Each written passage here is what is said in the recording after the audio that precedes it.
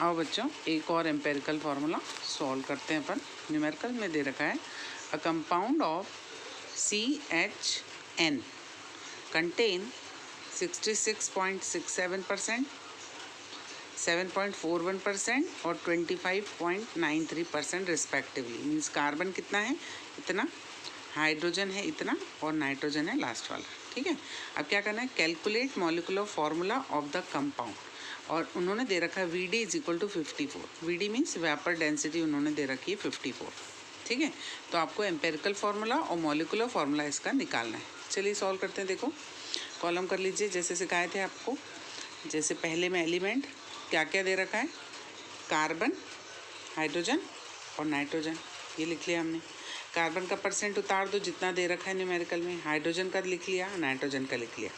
अब इनके atomic weight लिख लो। कार्बन का कितना होता है 12, हाइड्रोजन का कितना 1, नाइट्रोजन का होता है 14। ठीक है, नेक्स्ट रिलेटिव रेशो आप लिखोगे दिस अपॉन दिस, कर लिया, दिस अपॉन दिस ये लिख लिया, दिस अपॉन दिस, सॉल्व कर लिया, आंसर आ गए।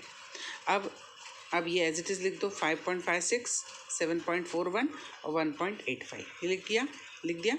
और इनमें से जो सबसे स्मॉलेस्ट डिजिट है उससे आप इनको डिवाइड कर दो सबको। तो स्मॉलेस्ट डिजिट क्या है 1.85, सबको कर दिया उसी से, सॉल्व कर लिया फिर से। ठीक है, सॉल्व कर लिया तो आंसर आया इसका 3, इसका 4, इसका 1। मीन्स कार्बन जो है वो है 3, हाइड्रोजन जो है वो है 4 और नाइट्रोजन है वो है 1। तो आंसर आ गया आपका C3H4 और नाइट्रोजन 1 है तो 1 नहीं लिखते, सिर्फ N लिख दो। ठीक है, तो ये आ गया एम्पेरिकल फार्मूला और ये है सिंपलेस्ट फॉर्म।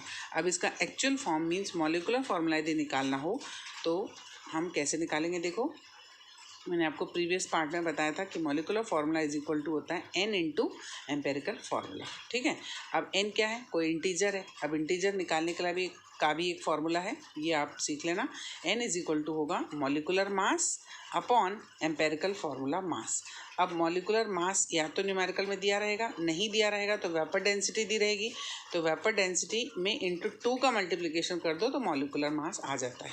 ठीक है, ये तो molecular mass as it is लिखो या वेपर डेंसिटी में 2 का मल्टीप्लिकेशन कर दो, तो इसका यही मतलब हो। अपॉन क्या आएगा, एम्पेरिकल फार्मूला मास। मतलब ये जो एम्पेरिकल फार्मूला है इसमें जो भी कंटेंट है उन सब के मास को प्लस करके यहाँ पे लिख देना। ठीक है, चलो तो n निकाल लेते हैं हम ये पहले यहाँ पर।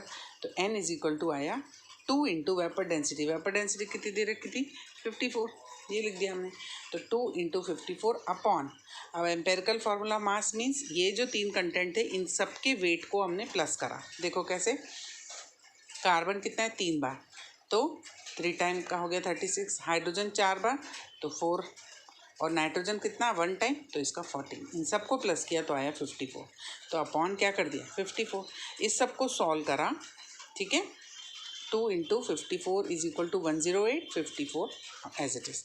इसको सॉल्व किया तो आंसर आया 2, मतलब n की वैल्यू कितनी आई 2, यहाँ पर n आया 2। तो 2 इंटू एम्पेरिकल फार्मूला क्या है C3H4n, मतलब इसको n से मल्टीप्लाई कर दो और n कितना आया 2, मतलब इसका डबल कर दो। तो देख लो 2 इंटू C3H4n। जब ये सॉल्व किया तो आंसर इसका जस्ट डबल कर दो। C 3 थे तो अब 6 हो गए, हाइड्रोजन 4 थे तो अब 8 हो गए, नाइट्रोजन 1 था तो अब 2 हो गए, इंटू 2 हो गए। तो ये हो गया इसका empirical formula. Empirical formula means simple form और ये हो गया इसका molecular formula means actual form.